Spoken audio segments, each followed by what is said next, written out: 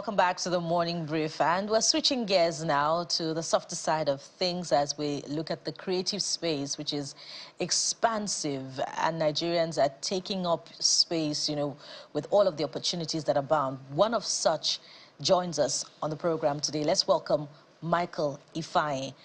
He's not just an actor. He's a singer, songwriter, content creator. You're also a historian. From your bio, am I correct? Yes, you are. And, one of the efforts that has shot you into limelight is your appearance on Tinsel. Yes, right? Thank you, yes. Okay, so we warned earlier that even though he looks genetically modified, he's not. Yeah, wow, that's a reference to your good looks, by the way. Thank you very much. much. Let's start with your journey. Talk us through how you started and how you got your big break. Okay, so I started first as a runway model. Yeah, I used to come from school down to Lagos. What school? I attended Olabisi Onabanjo University. Nice. I studied international relations. Beautiful. Yes, so I used to come from school weekends to come work as a model. So yeah, I finished school and I had a thing for acting and I went into it. I always wanted to see myself on the big screen. So that has really been my dream. And then I got into Tinsel. Okay, I think I started with commercial modeling after school, and then I got into Tinsel. And it's just been amazing so far. So how would you like to describe yourself? Some people don't like to be boxed. We've had people that don't call me an actor, don't call me this, don't call me that. So we have a lot about you're a model, you're an actor, you're a chef, right? Yes. What are you not exactly? So how do you want to describe yourself? I'm an entertainer. Right. Yeah, I enjoy everything that has to do with entertainment. From voiceover to acting to writing music, being on the stage, singing as well. So yeah. Okay, there you go. So these are your images from modeling. I kind of like this. There's this saying where I'm from that there are lots of routes to the market. True. Right. So I think that's what you're doing. So you get to the market in some way. If it's not through acting, it's through modeling or chef and all of that. I understand you have a business. Yes. Around. That's Uptown Grills. Fantastic. So it looks like you're made literally for the future. But I'd like to go to one of your strong points, which is acting. Right? And I think you're big on that. Recently, we saw perhaps behind the scenes of acting. It's one thing we see on the screens. You're on Tinsel, for example, and we know how Tinsel is. You think everybody on Tinsel is a billionaire. True. They're doing well, but that's not usually the reality behind the scenes, particularly with what we saw playing out in the past few weeks. A lot of, things being thrown at producers saying they don't have enough budget, they treat actors anyhow, and all of that debate. I don't want to get into it because it's really sad when you go deep down. So just about your experience in the movie industry, have you come across Akagom producers?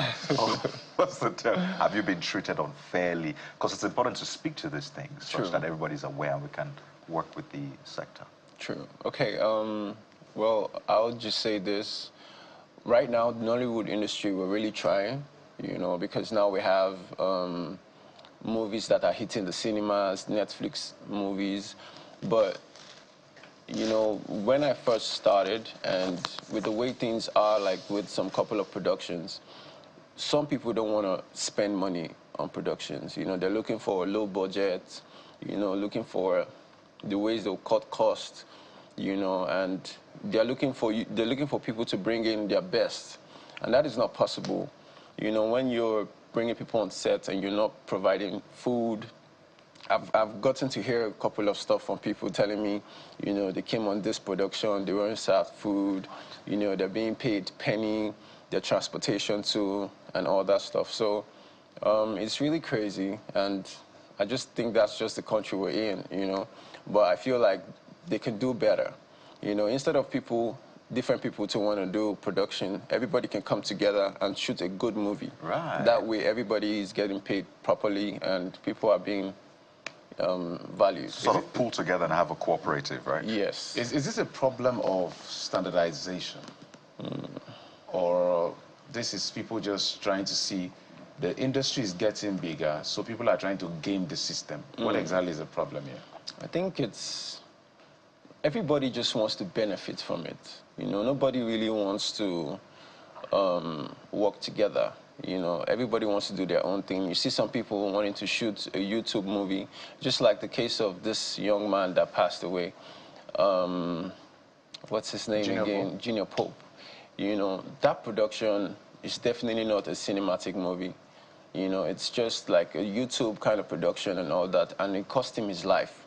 You know, so I feel like if everybody could come together as a team, instead of people wanting to shoot their different productions, you know, we can be able to achieve more. People are being paid, you know, properly, the way it should be. And just as a quick follow-up to that, is it a case of all that glitters is not gold, really? And, you know, I'm not specific about Nollywood here. And I ask this because of stories that are bound, particularly online, about people calling out those that they have worked with for not paying them, for not, you know, coming to their aid when they really needed them. Because, you know, when you see creatives, particularly because of the lifestyle they live, you would think that, oh, if they're not millionaires in single digits, that they're probably millionaires in double digits. Sure.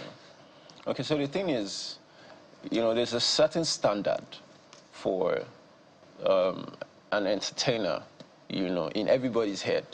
You know, they feel like, okay, you should be driving so car, you should be, you know, living this kind of lifestyle. And everybody tries to portray that on the social media so, you know, they can get more audience, they can have more attention.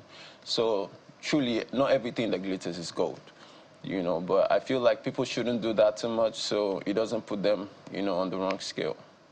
So empower us with a startup toolkit if you want to succeed in this industry, because as we said earlier on, you seem to have, you're multifaceted, and that really helps. So you know your value across board. It's not just do or die. And that's when you find people doing things, they compromise because that's all they have. I just want to act. I want to make it as an actor. So if you were to give a prospective actor, model, chef, the list goes on and on, a startup toolkit, what would you tell them to have in mind? How would you tell them to build their psyche, build their person so they can succeed or at least be on the way to success? Okay, so I feel like the first thing a person is to really understand when you want to achieve your goal is to be true to yourself, you know, really understand what suits you, you know. Like for me, as an actor, I feel I'm a methodic actor, you know. So anytime I'm like handling my script, I always like to digest that character. So it's good to know what works with you and know what's best for you, you know, before you take that step. Do you think, I'm curious, do you think that the industry is creating, I know it's operated by young people. Sure. Is it creating a safe space for young people in the future? And it's a bit of a technical question because what you are exposed to now is what you're going to give out tomorrow when you're in the ranks of Peter Edochie and all of those greats now. Are you guys providing enough safe space for people to really, you know, ventilate their thoughts and find true expression? Well, I would say yes, and I would say no. Why I'm going to say yes is because the space gives room for you to express yourself. It gives room for you to be yourself, and you know, it gives room for the younger generation to, you know, express themselves. Now we have TikTok, we have, you know, different social media platforms where people can easily be reached. And like, I think there was a movie I did, I was reached out through my Instagram. You know, the producer saw me and he was like, you're good. You know, he's seen my work, he wants me to be on this production. So I feel like social media is actually a good platform, you know, for the younger ones. But when it comes to production management, I find out that most people that have been in the game before are still the same people running this.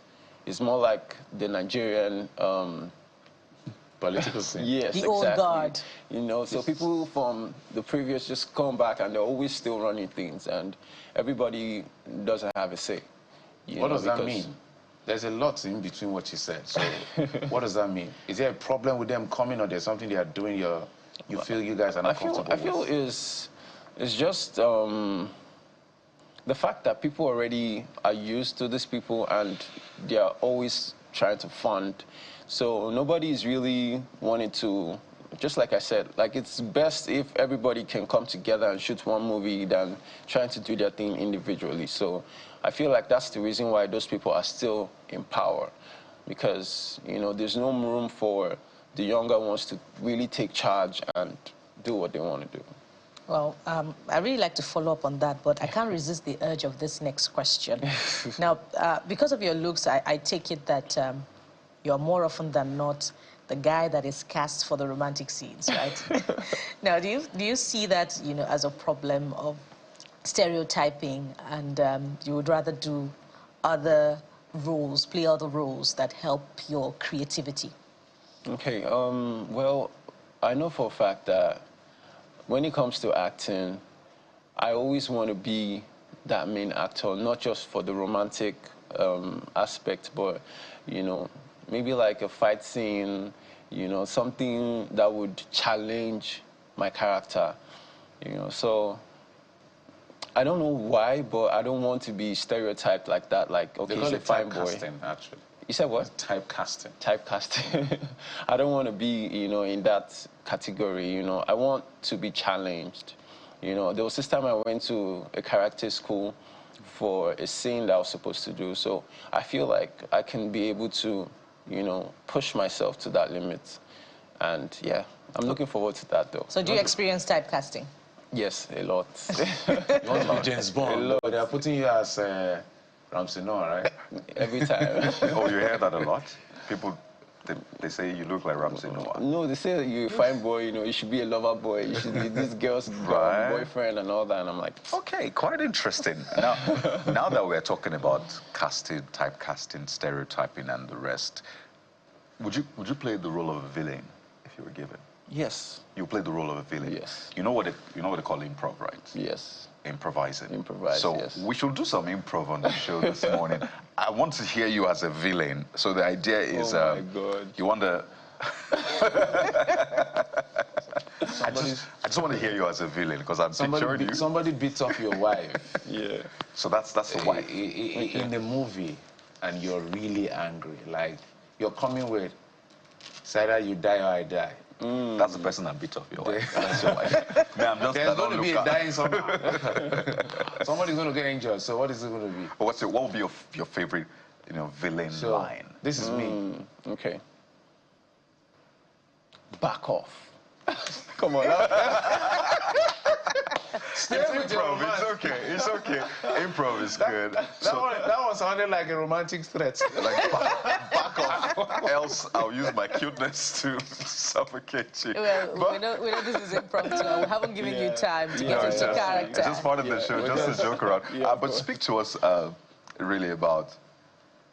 I really asked about the startup toolkit, because I think it's important to have that mentality as someone starting in the industry. For some people, anything goes. In fact, the fact that it's theater, okay, it's not theater, Nollywood now, which is like a different version, means people just do anything.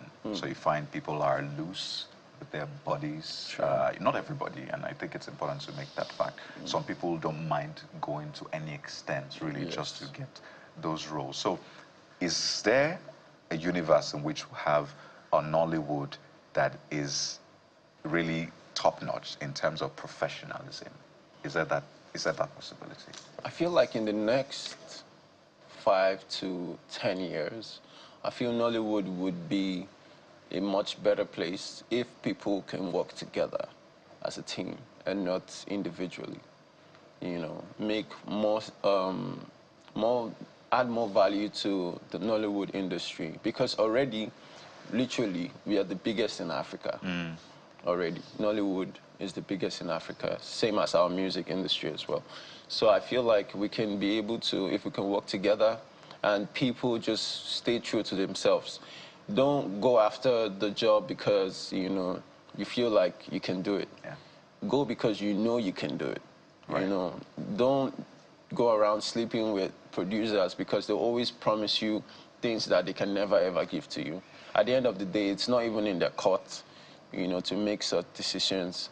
So just stay true to yourself and mind your business. Right. Yeah, you know, what I deduce from what you're saying is the way to creating real value is authenticity, Sure. not being anything less than who you are and what you are.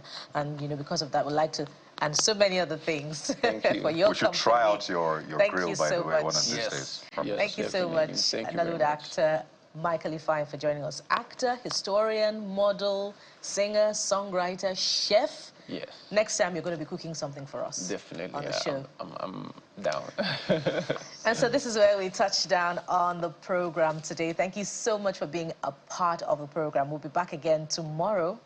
I am Bukola Koka. I'm Jeffrey Zama. Bye-bye. Don't forget, Sunrise Daily is next, so don't back off. I'm Kayode Okikile. Goodbye.